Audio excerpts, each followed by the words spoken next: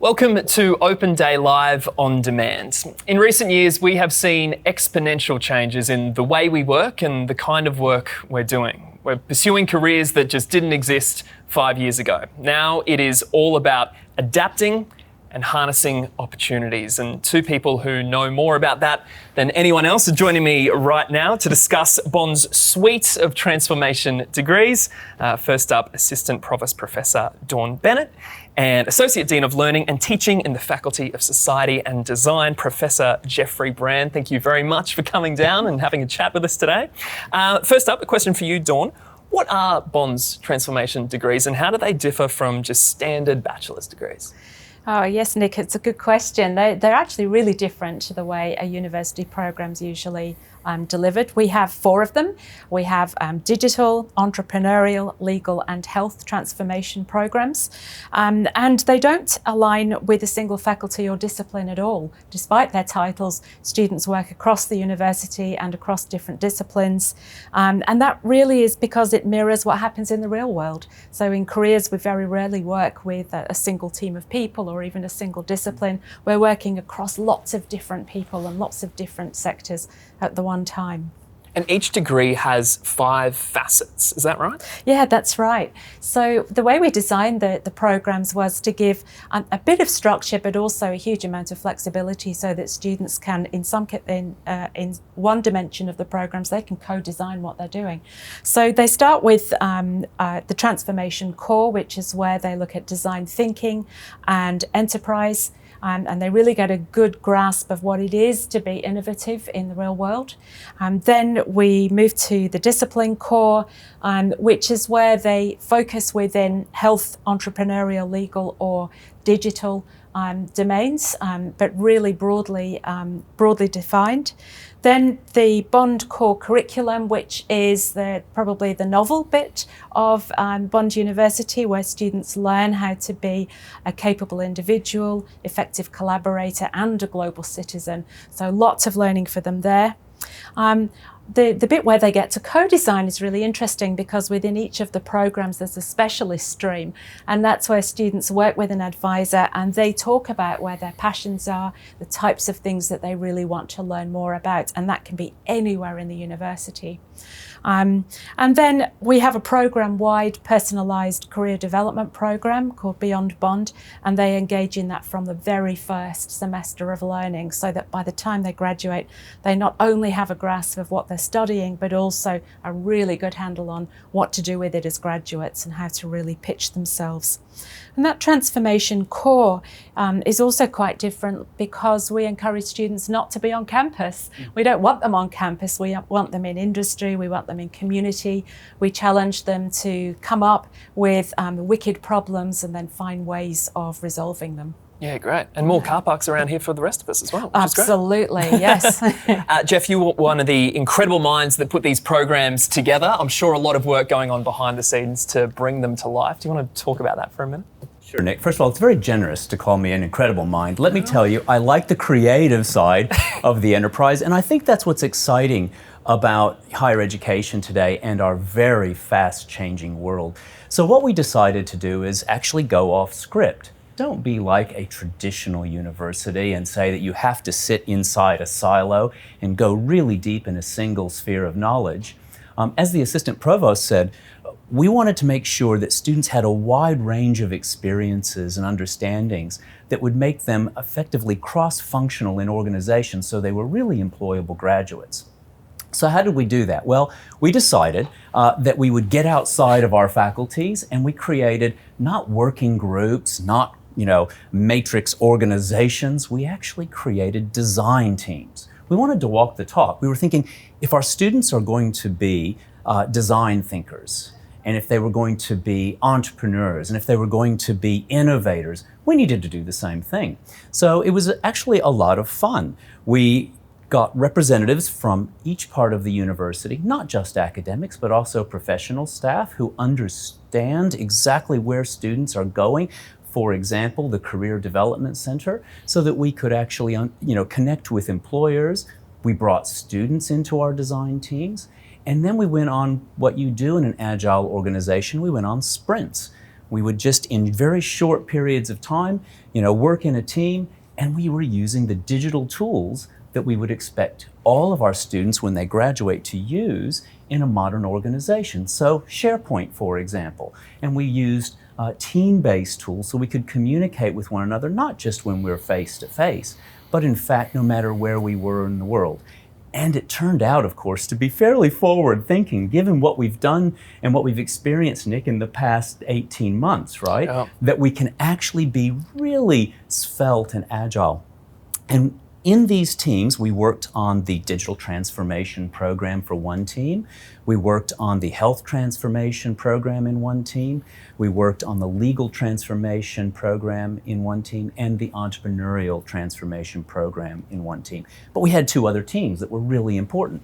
One was graduate employability and graduate outcomes, so involving career development particularly, and design thinking, because design thinking and sustainability, and kind of referencing into the Sustainable Development Goals, was a really critical part of how we wanted to shake it up, as it were. And so these teams then would come together in effectively a grand scrum, and we worked together and talked about what resources we were going to use that already existed in the university. In other words, drawing people from outside those silos, as well as creating new resources where we felt we were deficient. And the whole goal, after talking to a variety of stakeholders, students, staff, other universities, and indeed, and very importantly, industry, we began to form a view of exactly what was needed to take education forward for university students to be effective professionals, to be those effective individuals, those effective collaborators, and those global citizens. Just brilliant. A lot of the students within these degrees are closely involved with industry partners. Is that fair to say? Oh, absolutely, Nick. Right. And in fact, I'm sitting next to a national specialist on graduate employability, so I should be very careful how I frame this. Isn't that right, Professor Bennett? But I think it's really critical that universities think first and foremost about where our students are going to go, how they're going to make a difference in the world, and whether or not they can feel, really, empowered to be successful professionals. So we talked with industry partners, people who work with big transnationals, and I want to be careful not to name specific names here because that would be name dropping. But instead what I want to say is think really big tech companies, think really big industrialists, think really big manufacturing, and also think about local not-for-profits, local small to medium enterprises. Alumni of the university really critically have been so successful over the years because after all, we started out as a very entrepreneurial institution. So we returned to those roots and talked to those alumni, most of whom are in really amazing positions today, and involve them in the formulation of the program. And the result is that we have conversations that just go on and on about where our students need to go and how we can best prepare them. And I think that's a really critical feature of this set of degrees, and that is that they are living. Yeah. They're constantly evolving. They're not going to get more abundant stayed. I would agree. I think that there isn't a single student who's done one of these degrees that's had a set study program. Every study program is personalised, and that enables students to really think about where their interests and passions are and where they want to find that niche, and then to develop that expertise. Sure.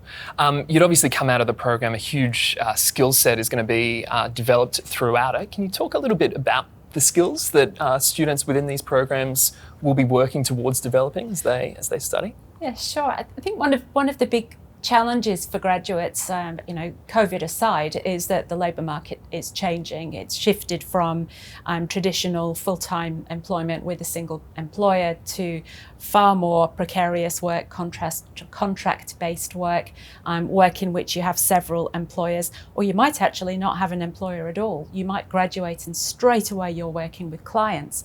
And so we really recognised that and thought that we want to develop students who have the confidence and the ability and the body of evidence to be able to find their niche in that work. So really, the skills that are central to these programs are not your traditional discipline skills, although they're there in bounds. It's actually the ability to think across disciplines and to think even across industries and economic sectors.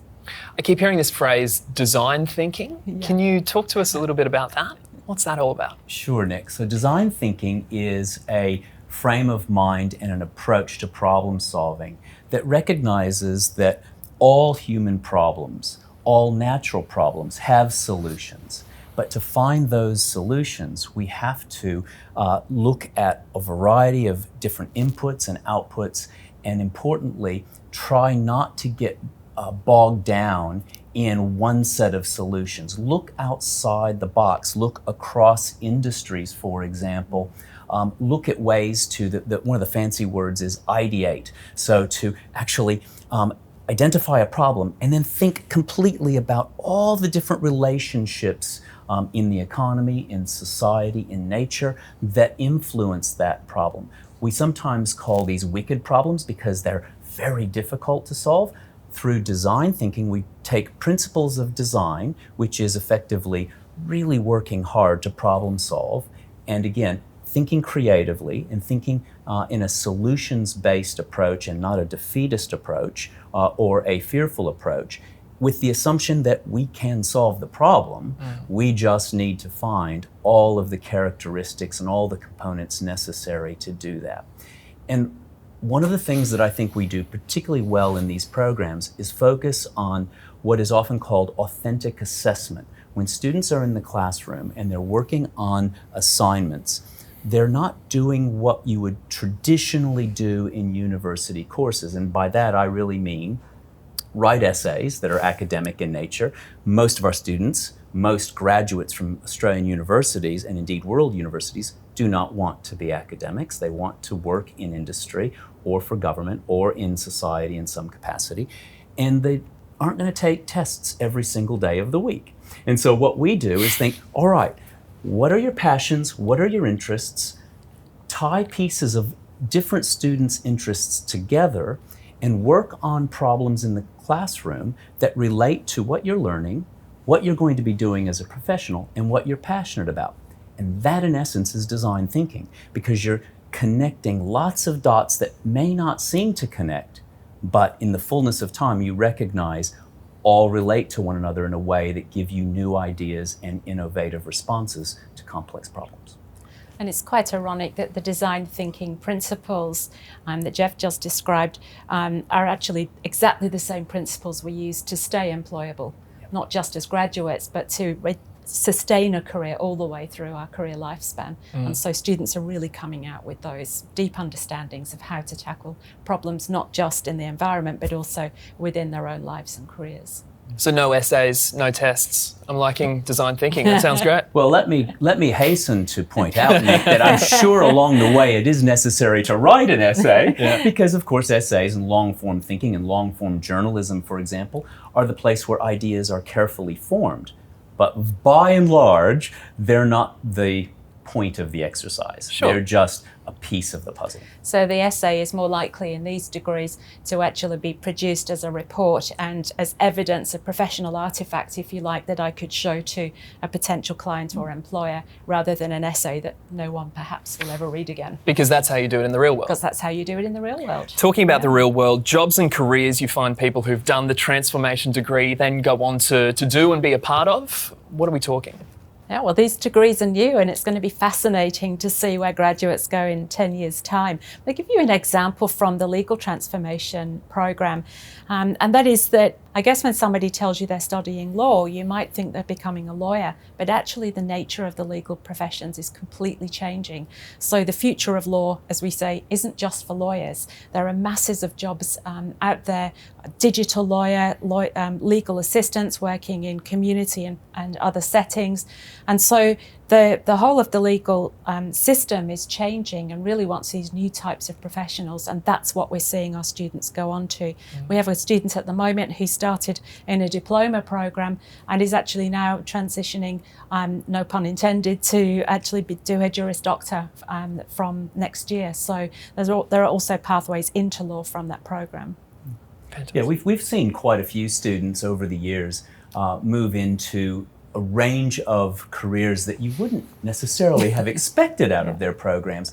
And in some ways, the digital transformation, legal transformation, health transformation, and entrepreneurial transformation programs recognize that careers, are transitioning, as Professor Bennett said. And I think that the things that we're seeing them do are often cross-profession and boundary spanning. So for example, just with digital, we know that our students are already moving into working in drones, for example, for problem solving in agriculture or for health purposes or military. We've got students who are doing digital but working already in placements in law.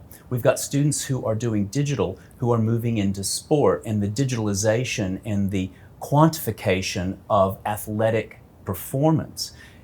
They're not going to be programmers and software engineers. They're going to be managers and problem solvers on really big transformation programs, regardless of which degree they're in. All of the transformation degrees recognize that programs of change are afoot, and we've only just begun to go on that journey, no matter which one of these degrees we're talking about. Such a fascinating chat, a fascinating range of degrees. Dawn, Jeff, thank you so much for joining us. Of course, if you need more information, you can hop onto our website. We've got it all there for you. Thanks a lot. Thanks, Nick.